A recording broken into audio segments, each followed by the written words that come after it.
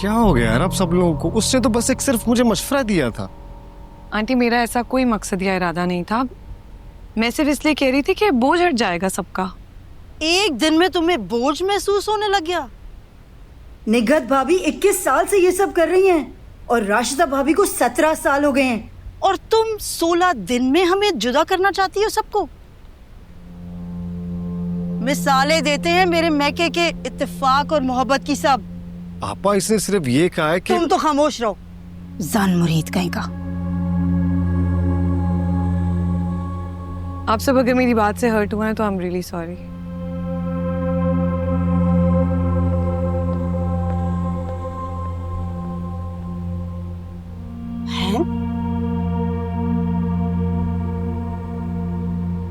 पर वैसे अफसोस है, आपको इतने गुस्से में बात करने की जरूरत नहीं थी लैला से।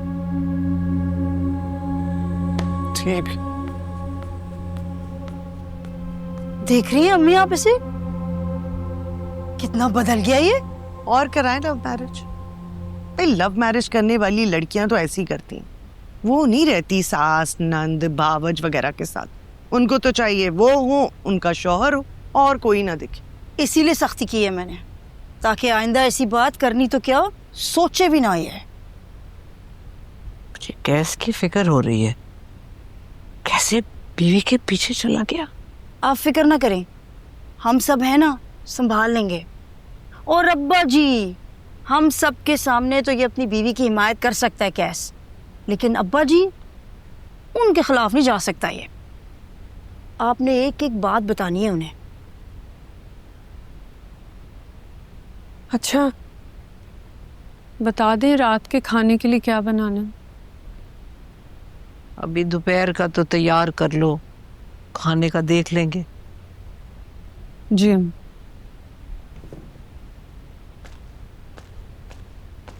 हाँ।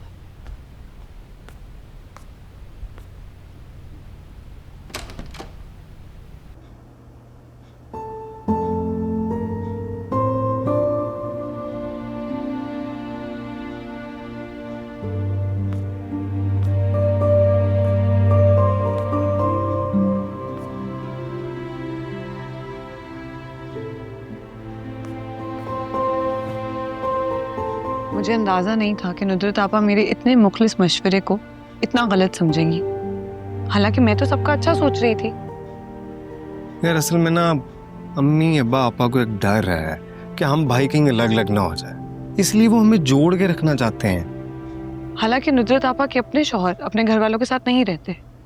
अगर सबका साथ रहना इतना ही अमेजिंग आइडिया है तो वो क्यों नहीं रहती अपने ससुराल में? लैला आपा के ससुराल वाले बहुत चालाक लोग हैं।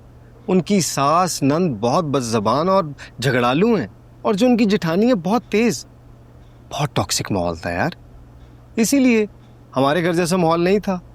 यहाँ पे तो सब एक दूसरे से प्यार करते हैं, ख्याल रखते हैं।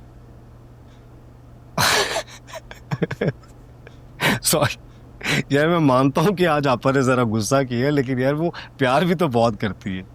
अच्छा मैं सॉरी करता हूँ तुमसे, प्लीज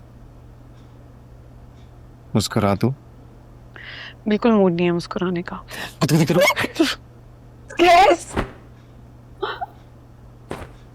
तो जल्दी से रेडी हो जाओ, हम अंकल और आंटी से मिलने जा रहे हैं।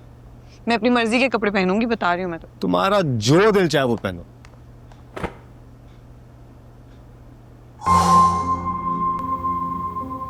मैं सोच रहा था कि हम सब लोग ऐसा क्यों नहीं करते कि अपना अपना खाना खुद बना लिया करें। मैं सिर्फ इसलिए कह रही थी कि बोझ हट जाएगा सबका। अम्मी ये देखें, ये क्या है? उसी डिजाइनर के वही सूट जो लैला चाची के पास हैं। तुमने कहाँ से लिए? तुम कब गई शॉपिंग पे? कहीं नहीं गई मैं अम्मी, अपनी दोस्त से मंगवाए ऑनलाइन। आजकल सारी शॉपिंग ऑनलाइन हो जाती है। ये तो अच्छा है, लेकिन तुमने खुद क्यों नहीं ऑर्डर किए? अब मैंने सीख लिया है ना सोबिया से, अब मैं खुद ही ऑर्डर करूंगी। अब अम्मी सोबिया को 30,000 देने हैं, ठीक है? 20,000? तो दोनों जोड़े हैं ना। ये वाला भी देखें, ये देखिए कितनी प्यारी शर्ट है। एक मिनट, मैं आपको ये ऐसे देखें, आप अच्छा लग रहा है? बहुत प्यारा लग रहा है, लेकिन बहुत महंगा नहीं है। स्टाइल की कीमत है अम्मी। अच्छा तो है, ये देखो कैसा लग रहा है। बहुत प्यारा लग रहा है। इतने आराम से इतनी बड़ी बात कह गई आपकी नई बहू साहिबा, मैं तो हैरान ही रह गई। सब खाना खुद बनाए, मतलब कि किचन अलग होना चाहिए। राशिदा और निगत की आज तक हिम्मत नहीं हुई कि ऐसी बात की हो। तो तुमने क्या कहा? नुसरत ने इसकी खूब क्लास ले ली, मगर आप क्या इसको समझाएं कि अपनी बीवी को अकल दे। ये बेहुदा और गलत ख्यालात की कोई हमारे घर में जगह नहीं है। बिल्कुल सही कह रहे हो भाई। ऐसी शरंगेज सोच को शुरू में ही दबा देना अक्लमंदी है, वरना तो घर का शिरादा बिखर जाएगा। मैं कैसे बात करूंगा? लाजमी कीजिएगा। वैसे शायद एक बात है। वो क्या? देखो, हमारी जो बहू है ना, वो मुख्तलिफ माहौल से आई है।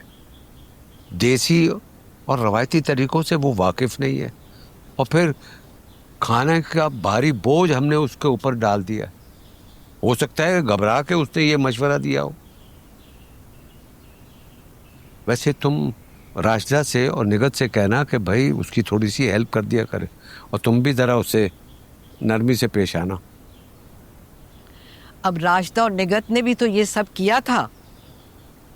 लैला के साथ रियायत और नरमी की तो दोनों समझेंगी मैं बहुओं में फर्क कर रही हूँ। देखो, जरा सा फर्क करने से अगर घर इकट्ठा रहता है तो उसमें क्या मुजायका।